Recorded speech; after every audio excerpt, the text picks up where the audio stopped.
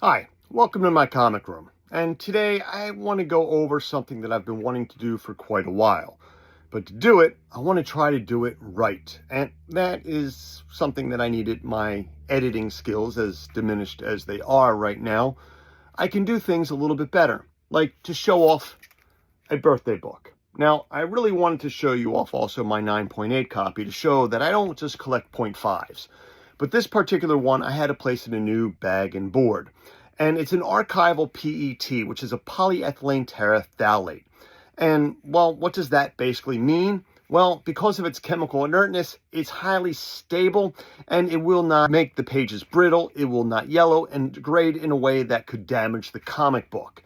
And that's something that I constantly use. So let's kind of see what happens with that. This is a brand new board and it looks perfectly white. It is from Gerber, so it is also acid-free. So I can place this with the comic book and really not have any fear. However, I do have a system where I don't even put the comic against the board and I just leave it in Mylar. We can get into that later. However, if you want to take a look at some of the older boards that some of these comics were in, you can definitely see a difference of what happens when you do not change a bag and board.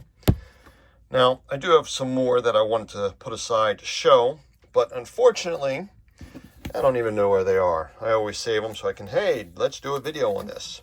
But let's go back to that bag and board, or just the board, and let's put the bag on top. And as you can see, even the bag itself yellows, which is another good reason why to use a better type of bag, in this case, a polyethylene terephthalate, which is acid-free. This way, you protect your comic books longer.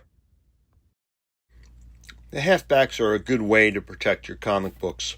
And if you want to go that extra mile, the fullbacks, well, let's face it, they're even better.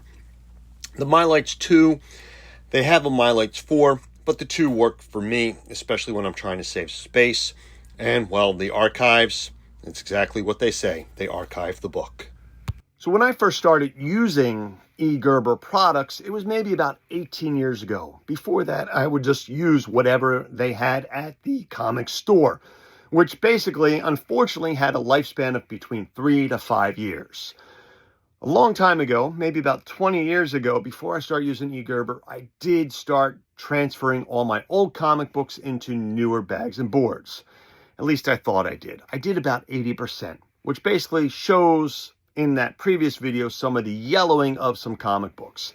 Now, mind you, those were not mine. Those were something that I purchased, and, well, you can see the degradation of it.